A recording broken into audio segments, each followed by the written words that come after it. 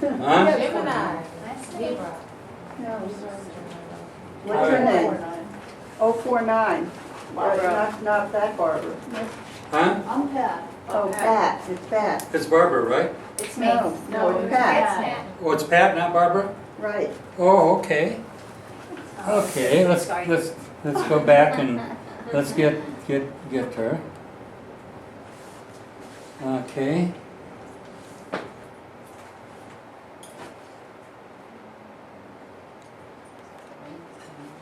There you are. Yeah. Okay. Okay, everybody, take a moment and kind of digest this. Here. What phase of the moon was she born under, roughly? Anybody help me with that?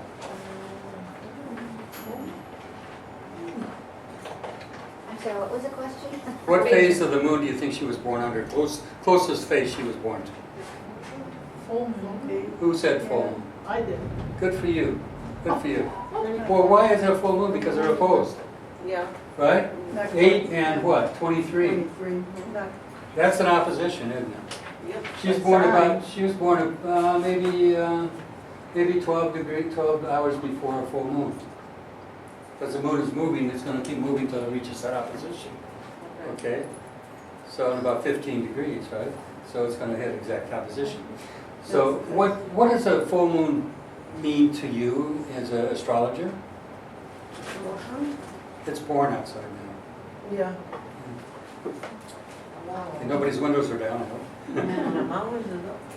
So So what does a full moon mean, do you think? Anybody? Huh? Emotions? Huh? Sensitivity, emotions? Yeah, very much so, yeah. But it's also someone that has great psychological insights into their own subconscious, or the subconscious mind and conscious. Because the light's shining fully on that. The sun shining all this light on that full moon and the subconscious. It's a person that has great insights generally psychologically. I mean, it doesn't mean they all do, because it can be schizophrenic too.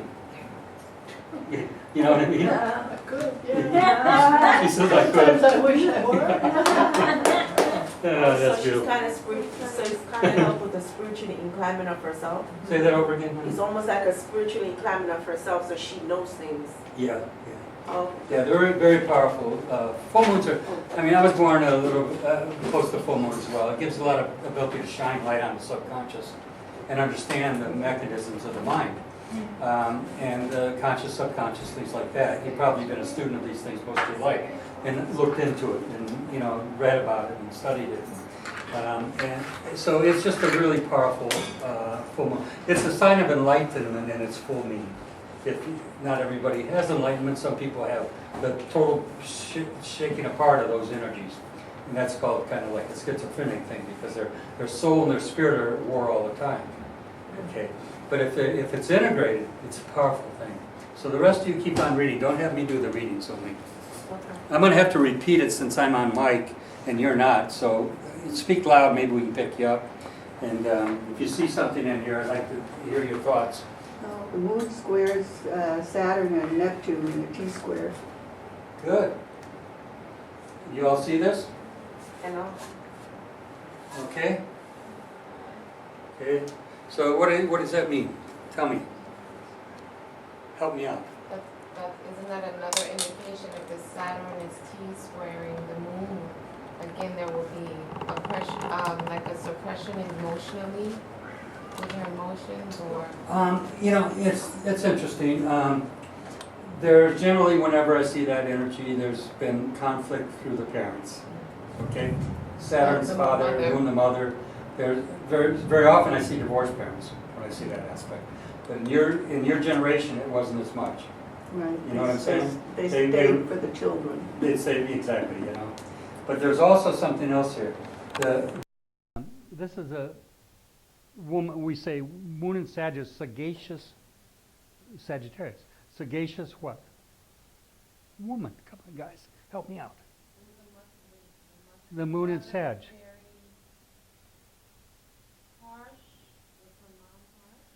Could have been. Could have been the father. Because the father and mother symbols are square. The interesting thing about this I know something about this chart because I see Moon and Sag. It's in the 4th house. That's a lot of children. Am I right? How many children did you have? 5 children. Why did I know that? Because it's in a double-bodied sign, Sagittarius. It's in the 4th house, which rules the home and the mother, and it's very prolific. Okay, it's very prolific. She's also had a lot of challenges because of that. Okay, because why? This and this. Saturn is, Neptune is sorrow. Saturn is hard times. You've suffered a bit because of this. Am I right or not? I don't want to get too personal with you. Okay? But why do I know? Because Neptune rules sorrow, self-undoing, and problems in terms. It can dealing with sorrowful things in your life that are related to this mothering, because it's all to the moon. So, you know, maybe you've lost a child, or maybe you've had children get in trouble in life that you've had to deal with. Probably because Neptune is very often present, sorrow, self-undoing. Okay? Drugs, very good. Am I hitting anything? No, Nothing? I know. my children have all been wonderful. They've all turned out great. Where's the sorrow then, and where's the hardship? Just raising them? Well, my husband died when I was 43 years old. There you go. Okay. And that's Saturn, isn't it? Yeah, now that fits, because it's Saturn involved here. Saturn and the moon, remember I said it usually is a parents or something to do with... From the 7th of marriage, exactly. Saturn in there. So it's not the children that cause the problem, it's the loss of a husband. But these are things you can see in a chart very clearly, okay? Now, to get to the specifics isn't always easy. That's when you start reading, you start looking, and you say, where is this coming from? Where's this cross from? What's crossing? And who said 7th house? Marriage. Perfect, you saw it. Okay? Saturn in what? Pisces. What's Pisces sign? Neptune. What's it opposing? Neptune. Sorrow, related to the husband and the marriage. Okay. Zeus. Okay. You guys keep on reading this chart. I want to see you read it. Huh? We're summoning Zeus. There you go. Yeah. Yeah. Anybody see anything else here?